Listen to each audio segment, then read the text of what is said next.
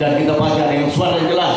Nanti di rumah bisa buka kita bisa renungkan, kita bisa lihat di sini yang sudah ditancapkan di sini, kita bisa baca bersama-sama. 1, 2, 3. Pada waktu itu dalam jemaat yang Antiokhia ada beberapa nabi dan pengajar, yaitu Barnabas dan Simeon yang disebut Niger, dan Lukius orang Kirene, dan Manahem yang diasuh bersama dengan Raja mulai Herodes dan Saulus.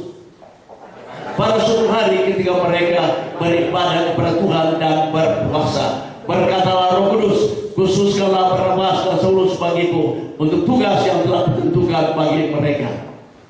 Maka berpuasa dan berdoa mereka, dan setelah meletakkan tangan ke atas kedua orang itu, mereka membiarkan keduanya pergi. Oleh karena disuruh Roh Kudus, Barnabas dan Saulus berangkat ke Seleukia, dan dari situ mereka berlayar ke Siprus. Puji Tuhan, terima kasih. Silakan duduk lagi, Tuhan berkati firman-Nya.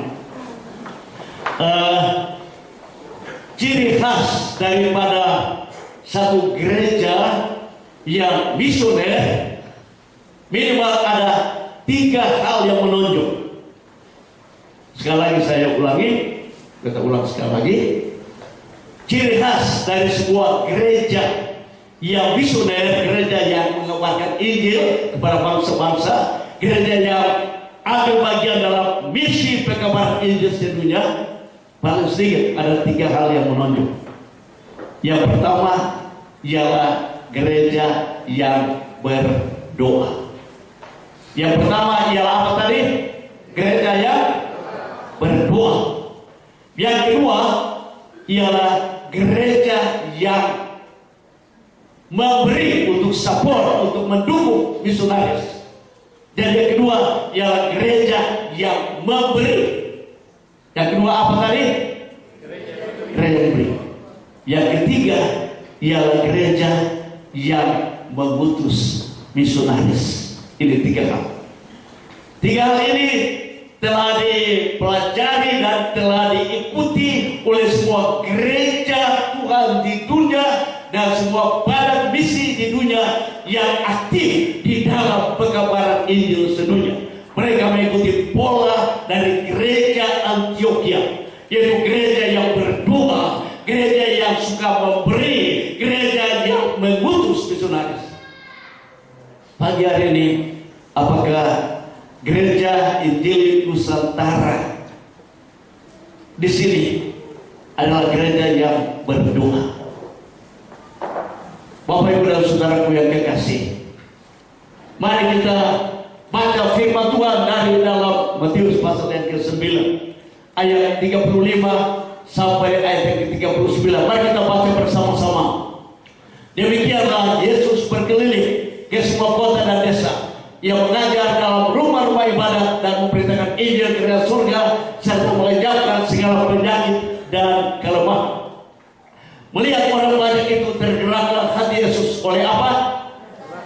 Oleh belas kasihan. Ya, sekali lagi, melihat orang banyak itu, tergeraklah hati Yesus oleh belas kasihan kepada mereka, karena mereka apa?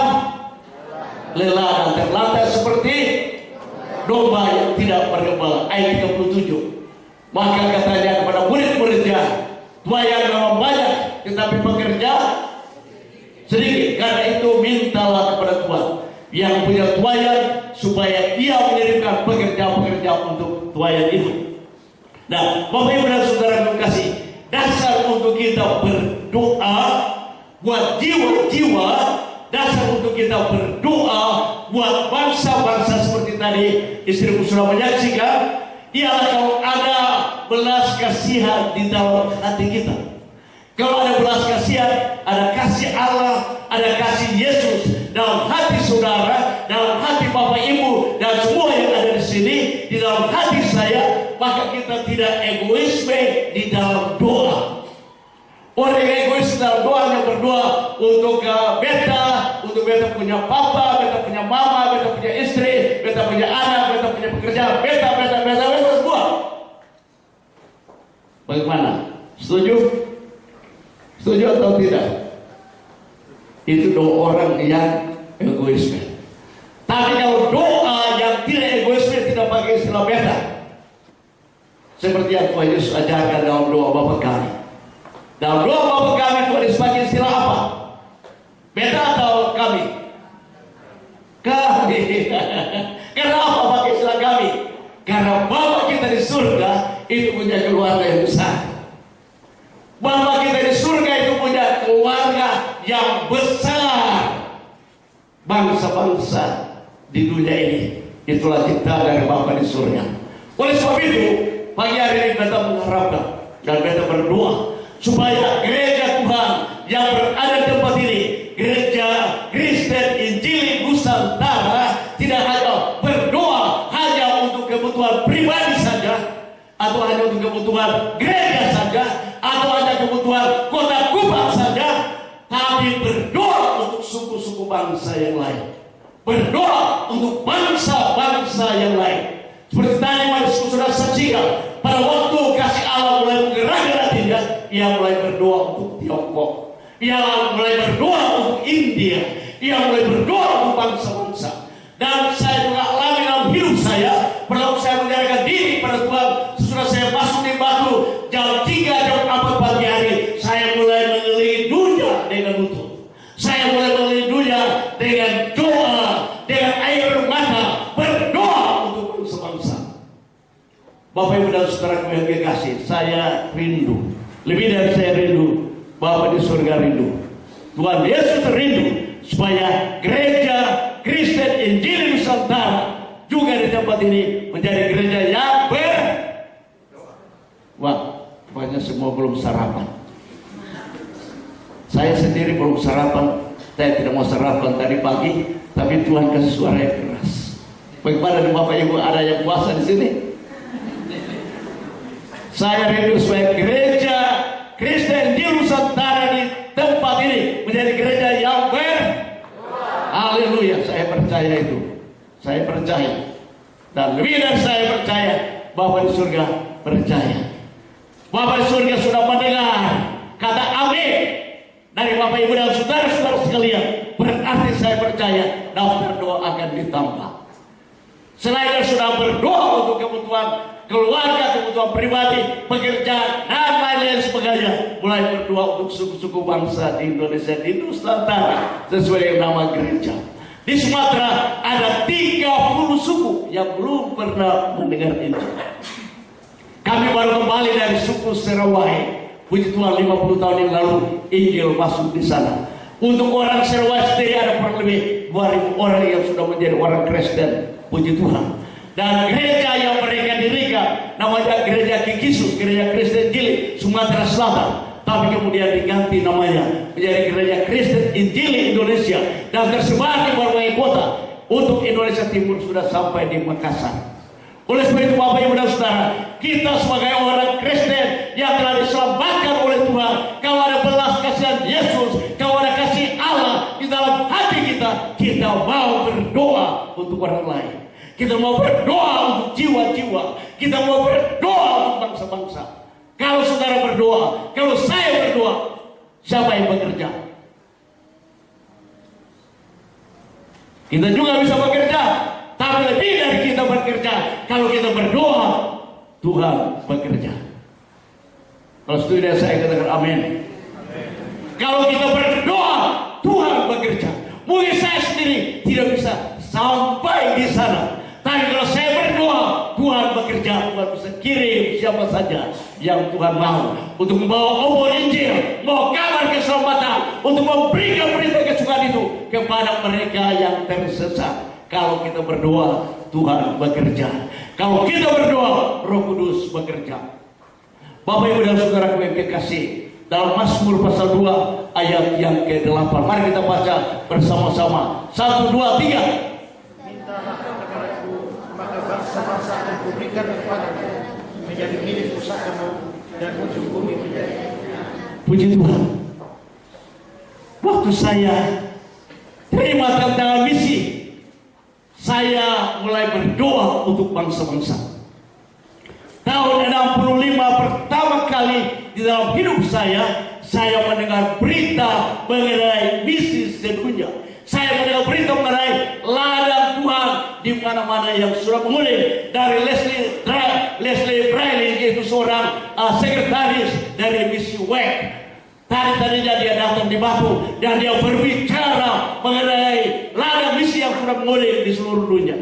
Dan dia adakan suatu challenge, dia adakan suatu tantangan. Dia bertanya, berapa misionaris dari Indonesia yang sudah melayani Tuhan di luar Indonesia?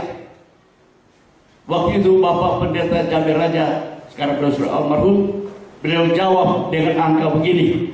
Berdasarkan statistik dalam sejarah gereja di Indonesia sampai tahun 65 masih tanda begini. Artinya tanda apa ini?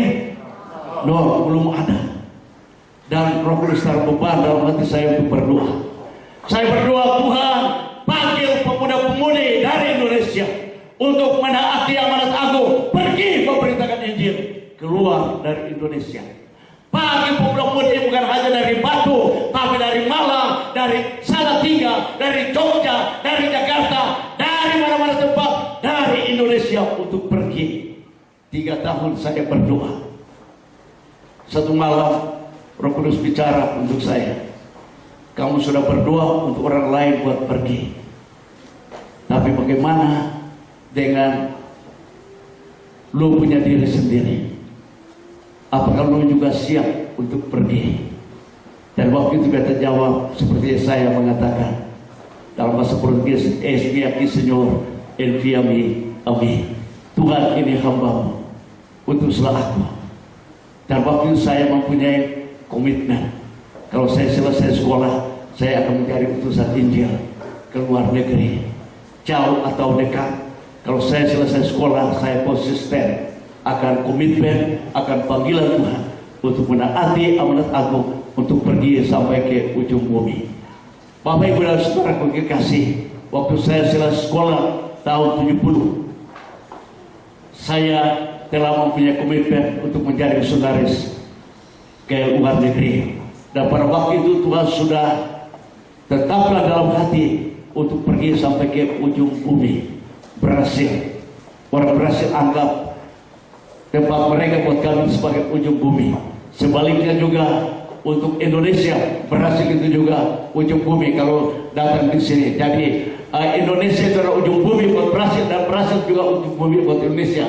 Dan ada satu bapak dia bilang, kalau kita bisa bor, atau pasang alat bor yang saya tidak tahu betapa canggihnya, dari sini dia katakan akan bertemu dengan Indonesia. Waktu di Brasil, dia bilang kalau bor negara Brasil ini di bawah sekali ujungnya akan dapat Indonesia. Atau dari Indonesia kalau bor terus, katanya bisa dapat juga Brasil. Itu ujung kebijaksanaan. Bapak Ibu dan Saudara yang kekasih dalam Yesus Kristus, nah, saya dengan anugerah Tuhan konsisten. Saya konsisten, walaupun saya selesai sekolah, saya tidak langsung dikirim ke negara-negara tetangga, misalnya ke Singapura, atau ke Thailand, atau ke India. Tidak langsung, saudara. Saya dikirim ke Sumatera untuk berjalan kaki. Rencana tadi jalan kaki dari Jambi sampai ke Padang, kurang lebih 400 km. Tapi karena kami taat, puji Tuhan, kami berjalan hanya kurang lebih 200 km. Mengabarkan Injil dari desa ke desa, membagi literatur, menyaksikan nama Yesus kepada orang-orang desa yang kami jumpai. Bapak Ibu dan Saudara kekasih, sesudah itu baru Tuhan membuka jalan, langkah lepas langkah. Sebelum saya sampai ke Brasil, Tuhan bawa terlebih dahulu ke negara-negara tetangga, ke India, ke Bangladesh, bahkan sampai ke daerah Timur Tengah, Iran, di mana kapal yang saya tumpangi, kapal Longkos Kapingijil, bisa berlabuh di Sungai Efrat untuk menerima kru yang baru naik datang dari Eropa. Mereka overland dalam darat dan pergantian kru di Abadan di Irak, dan kemudian kembali ke India. Saya tinggal di sana. Sesudah 10 tahun saya berdoa untuk bangsa-bangsa, termasuk untuk Brasil, baru Tuhan angkat kaki saya untuk berangkat ke sana. Dan puji Tuhan, bukan saya sendiri, tapi bersama-sama dengan manisku tercinta. Saya sesudah jatuh cinta kepada Nona roti ini atau Nona sepatu Nona kupang ini, saya panggil manis, dan sampai sekarang puji Tuhan tetap manis. Saya ingat 30 tahun yang lalu waktu ada di Brasil, saya tidak tahu gara-gara apa, saya sedikit jengkel. Dan saya tidak panggil manis, tapi saya tambah lagi manis, kira-kira gitu. Ya syukur ada manis ya, ada manis juga di belakang. Lalu Nore Jatiri jawab bagaimana? Iya pahit. Di situ saya bertobat, saudara. Dan saya tidak mau dipanggil suami yang pahit. Kalau ada di antara suami-suami di sini yang istrinya panggil pahit, bertobat pagi hari ini. Atau sebaliknya, ya. Dengan anugerah Tuhan sampai sekarang istriku tetap manis. Puji Tuhan. Nah, oleh sebab itu Bapak Ibu dan Saudara kekasih, kita perlu berdoa. Kalau ada belas kasihan dalam hati kita, kalau Tuhan menggerakkan kita akan berdoa untuk bangsa-bangsa. Dan saya percaya kalau gereja ini menjadi gereja yang berdoa, tidak mustahil kalau satu waktu ada banyak angkatan muda dari gereja ini yang Tuhan panggil bukan hanya untuk Nusantara, tapi pergi ke Asia, pergi ke Afrika, pergi sampai ke Amerika Selatan, ke Eropa yang sudah menjadi ladang Tuhan, dan ke berbagai bangsa di dunia. Kuncinya ia mulai dengan apa? Mulai dengan doa. Dan kalau bagi opa-opa yang tidak lagi punya anak, tapi berdoa supaya Tuhan bisa memanggil generasi penerus, apakah cucu atau cici, tapi kalau saudara berdoa, saya percaya pasti Tuhan bekerja. Amin. Wah, rupanya tidak mau berdoa. Amin. Amin. Meliru orang pernah bilang meliru artinya lebih baik, benar. Bapak Ibu Saudara yang kasih, hal yang pertama dari berdoa, sekarang hal yang kedua ialah memberi. Dalam Kisah Rasul-Rasul pasal 13, kalau kasih Kisah Rasul 13 ayat yang ketiga. Kisah Rasul-Rasul 13 ayat yang ketiga, kita melihat bagaimana gereja di Antioquia tadi negeri yang berpuasa, gereja yang berdoa, dan sesudah itu apa yang mereka lakukan. Mari kita baca Kisah Rasul-Rasul, ya. Ya. Ayat yang ketiga.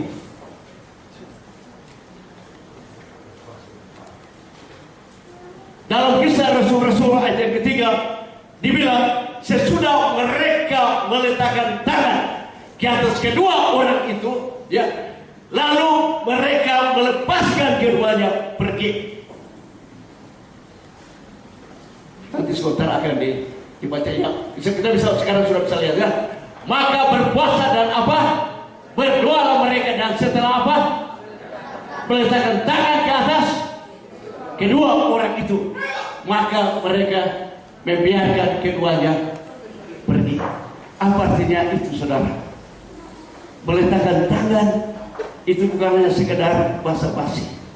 Kalau kita berdoa untuk seseorang dan kita menumpangkan tangan kita, apalagi pada waktu pengutusan, itu mempunyai arti yang sangat dalam.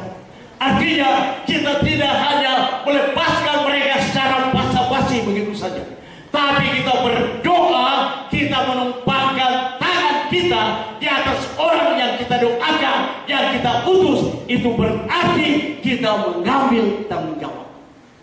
Gereja Antioquia, mereka meletakkan tangan di atas Barnabas dan Saulus. Mereka menunjukkan bahwa mereka mau ambil beban, mereka mau pikul bersama-sama, mereka mau turut merasakan suka duka di dalam perjalanan misi mereka, menjangkau jiwa-jiwa, menjangkau bangsa-bangsa. Oleh sebab itu, pada waktu gereja Antioquia meletakkan tangan ke atas kedua orang itu, Barnabas dan Saulus, itu artinya mereka mau support, mereka mau mendukung, mereka mau mendorong, mereka mau membiayai, mereka mau memberikan dana untuk mendorong mereka di dalam perjalanan misi mereka.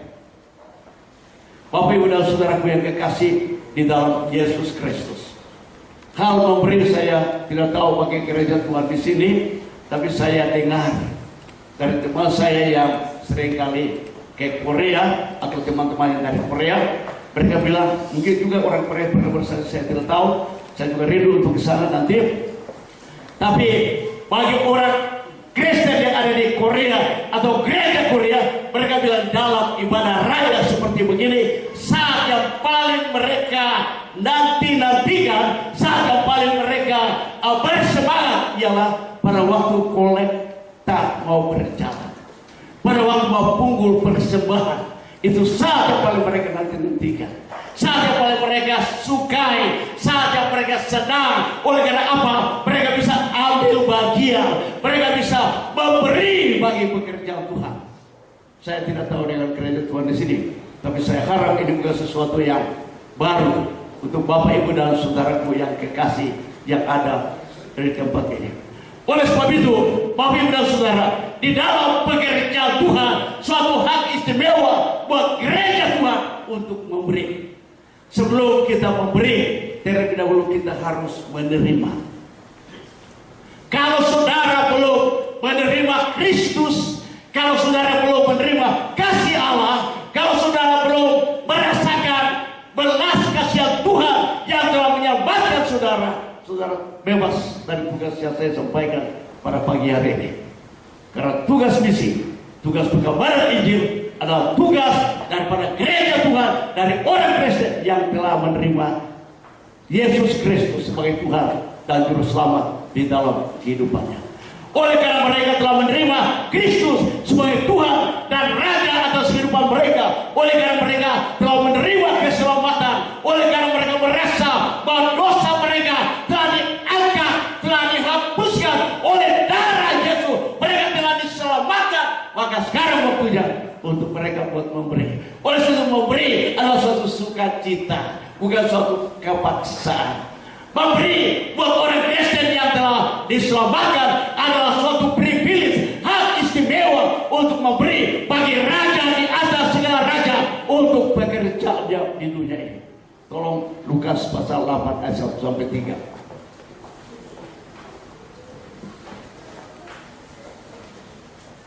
Lukas pasal 8 ayat 1 sampai ayat yang ketiga.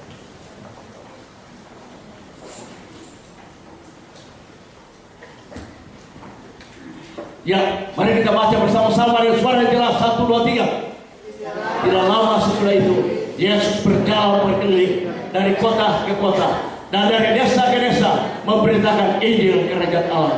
Kedua belas muridnya bersama-sama dengan dia, dan juga beberapa orang perempuan yang telah disembuhkan dari roh-roh jahat atau berbagai penyakit, yaitu Maria yang disebut Magdalena yang telah dibebaskan dari berapa roh jahat? Dari 7 roh jahat. Yohana istri Kusa, bendahara Herodes, Susana dan banyak perempuan lain. Perempuan-perempuan ini melayani rombongan itu dengan apa? Dengan kekayaan mereka. Bapak Ibu dan saudara yang kekasih, Maria Magdalena, dia dibebaskan dari 7 roh jahat. Kalau dia tidak dibebaskan dari 7 roh jahat, dia tetap terikat. Dan apabila dia tetap terikat, dia tidak bisa memberi. Dia tidak bisa memberi hidupnya bagi Tuhan. Juga dalam ruangan ini, baik yang duduk di belakang, baik yang ada di tengah maupun yang di depan, kalau saudara masih terikat oleh hal-hal duniawi, oleh roh-roh jahat, saudara tidak sanggup untuk ambil bagian dalam pekerjaan Tuhan. Nomor 1, saudara harus merasakan bahwa tangan Yesus, tangan yang berumuran dengan darah pada waktu Kristus dipaku, pada waktu Kristus mati di atas kayu salib, saudara telah diselamatkan pada waktu saudara percaya dan menerima dia. Apabila saudara belum merasakan dan belum menerima kasih Allah, saudara belum dijamah, belum dilawat oleh Tuhan, saudara bebas daripada tugas ini. Tapi kalau saudara sudah merasakan kasih Tuhan, saudara sudah diberkati oleh Tuhan, maka sekarang tibanya saja untuk saudara juga memberkati orang lain. Tahun 90 saya khotbah di Pontianak. Saya baca ayat firman Tuhan ini. Selesai saya berkhotbah, Bapak Pendeta maju ke depan dan dia bertanya, Tuhan Yesus ada di mana? Mungkin juga pertanyaan sama saya bajukan untuk sidang kekasih Tuhan di sini. Tuhan Yesus sekarang ada di mana? Wah, sudah dengar? Ada di mana Tuhan Yesus? Ada di surga. Kenapa ragu-ragu?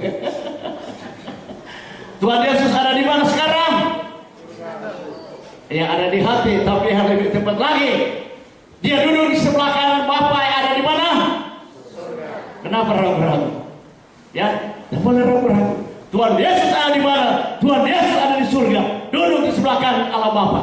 Yang kedua, saudara juga bisa bilang, kalau saudara sudah punya dia di hati, juga ada di hati. Seperti kalau saya ada jauh dari manusia tercinta, orang tanya, mana ibu? Saya bilang, ibu ada di sini. Ini apa ini? Hati. Nah, Bapak Ibu dan saudaraku yang kekasih, beliau bertanya, Tuhan Yesus ada di mana? Jemaat semua jawab, Tuhan Yesus ada di surga. Bapak dia bilang betul. Lalu Bapak dia tanya lagi, tapi murid-muridnya ada di mana sekarang? Semua diam seribu bahasa. Tidak ada yang jawab. Lalu Bapak dia sendiri jawab, Tuhan Yesus benar ada di surga, tapi murid-muridnya ada di dunia ini. Dalam Matius 28 ayat 18 sampai 20, Tuhan Yesus memberi perintah untuk menjadikan sekalian bangsa apa? Murid Tuhan. Jadi yang Anda pikir 12 murid itu saja yang berjalan Tuhan Yesus, mereka juga pasti sudah di surga. Tapi murid-murid yang sekarang ini masih ada di dunia. Dan oleh sebab itu, tanggung jawab daripada gereja Tuhan yang melayani Yesus dengan melayani rombongan itu, artinya melayani murid-muridnya. Para misionaris yang berjuang di ladang Tuhan. Dengan anugerah Tuhan sekarang ini sudah banyak misionaris yang melayani di luar Indonesia. Ada di Vietnam, ada di Kamboja, ada di Laos, ada di Filipina, ada di Congo, banyak di Amerika, ada juga di Afrika, di Guinea-Bissau, di Amerika Selatan. Juga sekarang ini banyak misionaris dari Indonesia. Selama kami melayani 20 tahun di Brasil, saudara-saudara seiman dari Indonesia, mereka mendukung kami dengan memberi sebagian dari apa yang Tuhan berikan kepada mereka, mulai bibit batu, dan itu disalurkan buat kami, sehingga kami bisa hidup, kami bisa melayani Tuhan, kami bisa membangun gereja Tuhan yang ada di sana. Bapak, Ibu, dan saudaraku yang kekasih, Tuhan Yesus ada di surga, tapi murid-muridnya ada di sini. Oleh sebab itu kita punya tanggung jawab untuk melayani sesama kita yang membutuhkan pertolongan Tuhan, termasuk para hamba Tuhan, para misionari, para penginjil yang mungkin tidak terkenal, yang tidak ternama, berjalan kaki dari desa ke desa, dalam hutan di Kalimantan, dalam hutan di Papua, dan mereka membutuhkan doa kita, mereka membutuhkan uluran tangan kita, mereka membutuhkan support daripada kita. Bapak, Ibu, dan saudaraku yang kekasih, kunci untuk kita bisa berdoa, kunci untuk kita bisa memberi, kalau hati kita nomor satu telah dirubah oleh Tuhan, kita nomor satu telah menerima kasih Allah yang begitu luar biasa, yang begitu ajaib, yang begitu dahsyat dalam kehidupan kita. Kalau kita sudah menerima semenjak itu, hal memberi buat kita adalah suatu sukacita. Bapak, Ibu, dan saudara yang kekasih, dalam Lukas pasal yang ke-6 ayat yang ke-38, kita baca ayat ini bersama-sama. Lukas pasal yang ke-6 ayat yang ke-38.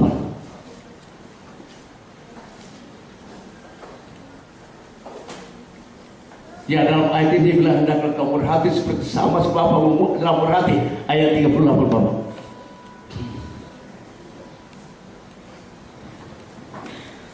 Ya, di dalam ayat 38, kunci untuk kita menerima kalau kita memberi. Kalau kita memberi suatu ukuran yang baik, suatu ukuran yang baik, yang digoncangkan, yang dipadatkan, akan dikembalikan kepada kita. Rasul Paulus mengalami hal ini dalam perjalanan misi mereka. Ada suatu waktu di mana gereja Antioquia mungkin tidak sanggup untuk lagi menolong dana mereka dengan membiayai mereka. Tuhan punya sumber yang lain untuk mereka. Tuhan pakai jemaat di Filipi, Tuhan pakai orang-orang Kristen yang berada di tempat lain. Maka ada suatu waktu di mana Paulus dia harus bekerja dengan tangan. Dalam Kisah 20 ayat 35, Paulus bilang, dengan melakukan hal yang demikian kita memberikan teladan dengan tangan kita bagaimana kita harus menolong orang yang lemah. Dan mengingat perkataan Yesus sendiri, terlebih berkat memberi daripada menerima, atau lebih berbahagia memberi daripada menerima. Bapa di surga nomor satu, dia memberikan putranya kepada kita, Yesus Kristus. Oleh sebab itu suatu hal yang luar biasa apabila kita bisa memberi. Mari kita baca bersama-sama. 1, 2, 3.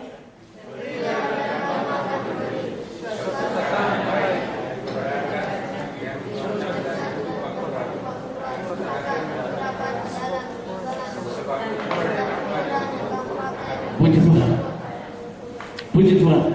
Jadi kita diberikan kesempatan oleh Tuhan melayani Raja di atas segala raja. Bapak Ibu dan Saudara, hal yang ketiga. Yang pertama tadi apa itu? Yang kedua ialah, yang ketiga ialah mengutus. Ayat yang keempat dalam Kisah Rasul-Rasul 13 ayat 4, sesudah diutus oleh Roh Kudus, Paulus dan Barnabas mereka berangkat ke Seleukia, dan dari sana mereka berlayar ke Siprus. Roh Kudus yang bekerja, yang menggerakkan gereja untuk berdoa. Roh Kudus yang bekerja, menggerakkan jemaat untuk memberi. Roh Kudus yang memberikan sumbangan untuk berdoa, buat bersama misionaris, dan Roh Kudus yang mengutus misionaris. Oleh sebab itu mereka berangkat. Dan kalau baca dalam Kisah Rasul 13, 14 dan selanjutnya, Injil dibawa oleh Barnabas dan Saulus sampai kepada bangsa-bangsa. Dari Eropa, kemudian datang juga ke Amerika, datang ke Indonesia, datang ke Afrika, datang ke Amerika Latin, dan Injil tersebar di seluruh dunia. Oleh sebab itu Bapak Ibu dan Saudara yang kekasih dalam Yesus Kristus, dalam Kisah 1 ayat 8 yang tadi kita sudah baca pada waktu permulaan, saya tidak tahu apakah Bapak Ibu dan Saudara memperhatikan. Coba kalau saudara buka Alkitab saudara, saya tidak tahu apa bisa ditajamkan di sini lagi. Kisah 1 ayat yang ke-8. Coba buka Alkitab saudara, Kisah 1 ayat yang ke-8. Tolong simak baik-baik di situ. Dan itu ada berapa kali kata D-A-E, dan ada berapa kali ditulis di situ. Ya, ada di depan sini, kita baca bersama-sama. Yang tidak buka Alkitab, kita baca bersama-sama 1, 2, 3. Tetapi kamu akan menerima apa?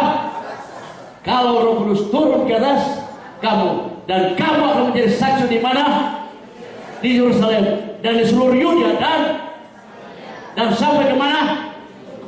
Sampai ke ujung bumi. Ada berapa kali kata dan? Ada 4 kali. Tidak ditulis, dan kamu akan menerima kuasa kalau Roh Kudus turun ke atas kamu, lalu kamu menjadi saksiku di Yerusalem, sesudah itu di seluruh Yudea, kemudian Samaria, kemudian sampai ke ujung bumi. Tidak ditulis begitu, tapi pakai istilah dan 4 kali dan. Artinya apa?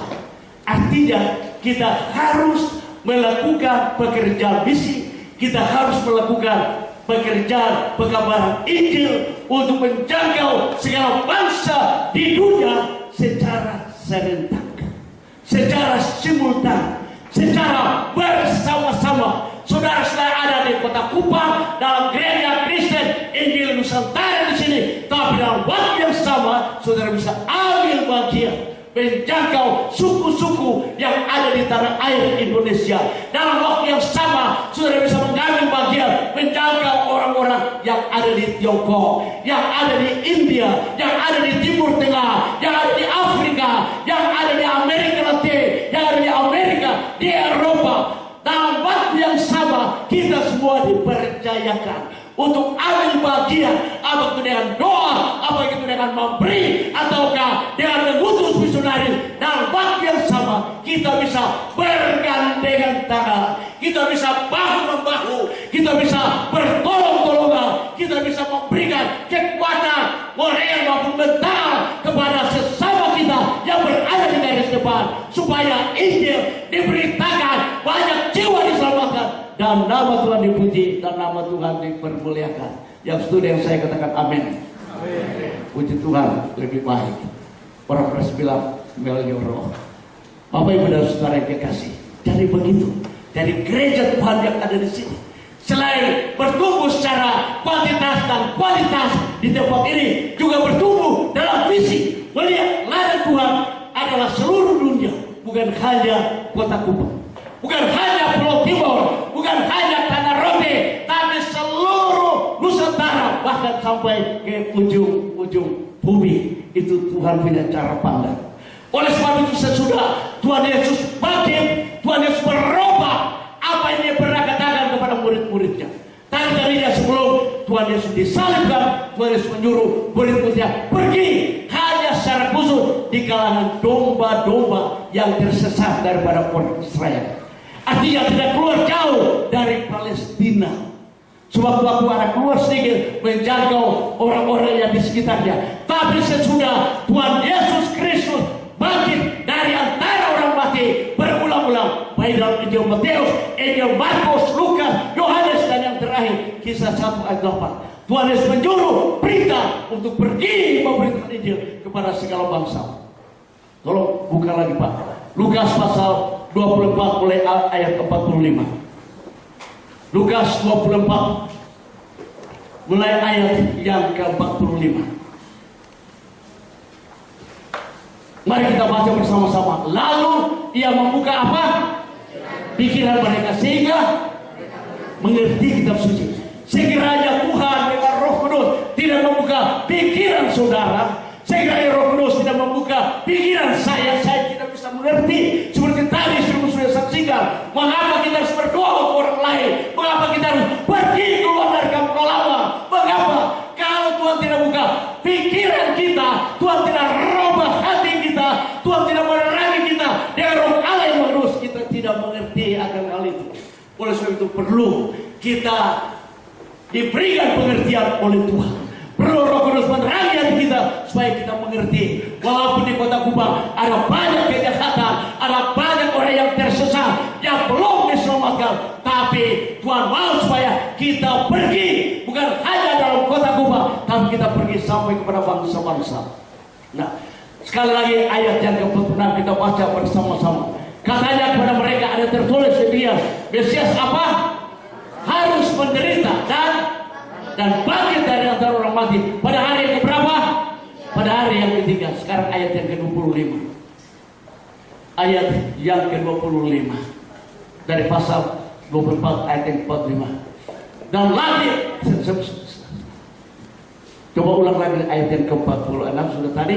Ya, sekarang ayat yang ke-47. Ya, silakan ayat 47. Dan lagi dalam namanya berita tentang pertobatan dan pengampunan dosa harus disampaikan kepada segala bangsa. Mulai dari mana? Mulai dari Yerusalem. Mengapa harus mulai dari Yerusalem? Karena Tuhan Yesus disalibkan di Yerusalem. Karena Tuhan Yesus bangkit di mana? Di Bethlehem atau di Yerusalem? Wah, ada satu guru sekolah minggu di Amerika waktu dia interview ditanya, Tuhan Yesus lahir di mana? Karena dia sudah begitu nervous, dia bilang Tuhan Yesus lahir di Yerusalem. Tapi Alkitab katakan Tuhan Yesus lahir di mana? Bethlehem. Jangan ragu-ragu. Jangan ragu-ragu ya. Tuhan Yesus lahir di Bethlehem, tapi dia mati di Golgota, itu di Yerusalem. Dia bangkit juga di mana? Di Yerusalem. Salib di mana? Atau Bukit Tenggora di mana dia disalibkan, itu berdekatan dengan kuburan Yusuf Arimatia di mana dia bangkit.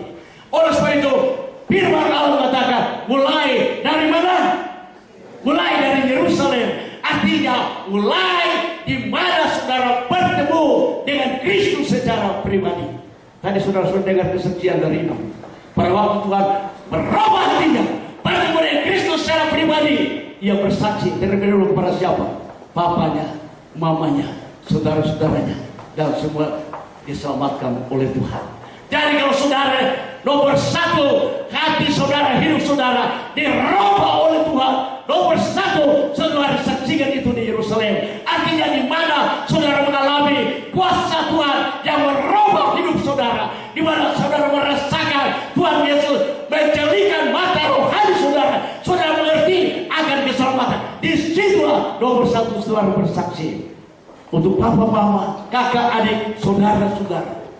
Nomor satu di Yerusalem itu juga termasuk keluarga kita, di mana Tuhan selamatkan kita. Kalau Tuhan selamatkan saudara di pasar, dan tunggu sampai saudara pulang ke rumah. Dalam perjalanan saudara bisa bersaksi, karena saudara sudah bertemu dengan Kristus secara pribadi. Saudara telah melihat bagaimana dia merubah hidup saudara. Oleh sebab itu Bapak Ibu dan saudara, mulai dari perhatikan baik-baik, mulai dari Yerusalem, tapi tidak berakhir di Yerusalem. Jangan lupa. Mulai dari Yerusalem, tapi tidak berakhir di Yerusalem. Jadi jangan bilang, kata orang bersama saudara di Kupang sana masih banyak yang belum Kristen sungguh-sungguh, masih banyak orang-orang lain di sini yang perlu diinjili, sehingga kita orang hanya tinggal di Kupang sampai Tuhan Yesus datang. Itu tidak Alkitabiah. Tuhan Yesus pada waktu masih hidup, saudara-saudaranya belum mengakui ketuhanannya, belum mengakui dia sebagai Tuhan dan Juru Selamat. Dia tidak hanya tinggal terkurung di dalam rumah atau di kamar, tapi dia berkeliling kemana-mana.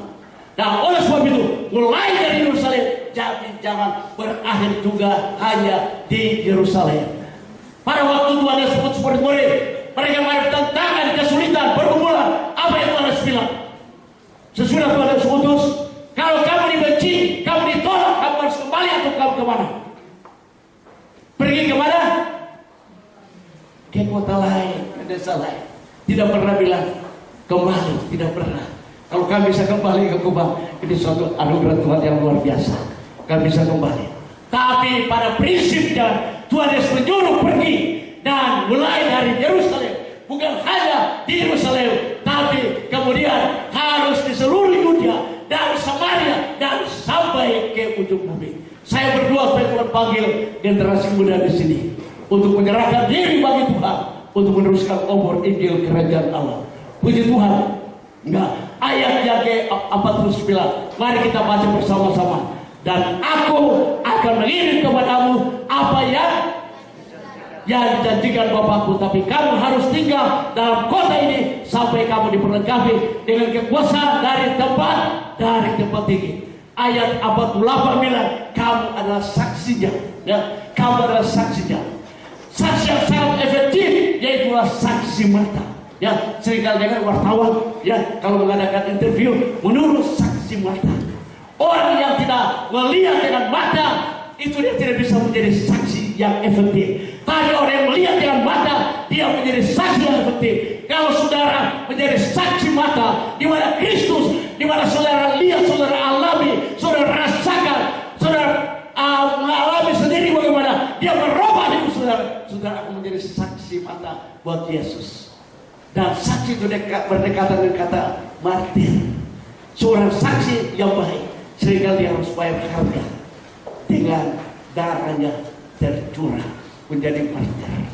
Nah, oleh sebab itu Bapak Ibu dan Saudara yang kekasih, ini perintah firman Tuhan pada pagi hari. Roh Kudus bahwa memakai kita semua untuk membawa Injil sampai kepada bangsa-bangsa. Apakah itu dengan doa, apakah itu dengan memberi. Nomor satu, memberi hati. Yang nomor dua, memberi apa yang dapat kita berikan. Dan yang nomor tiga adalah dengan diri kita sendiri. Pergi dalam arti yang lebih jelas, itu present continuous, artinya terus menerus berlangsung. Kaki saudara bergerak, kemana pun saudara pergi, itulah ladang Tuhan untuk saudara. Di gereja, kalau saudara masuk di salah satu dua gereja sana, pada waktu mau keluar ada tulisan di depan pintu, sekarang kamu masuk ke dalam ladang Tuhan. Jadi keluar dari gereja itu artinya masuk di mana? Masuk di ladang Tuhan.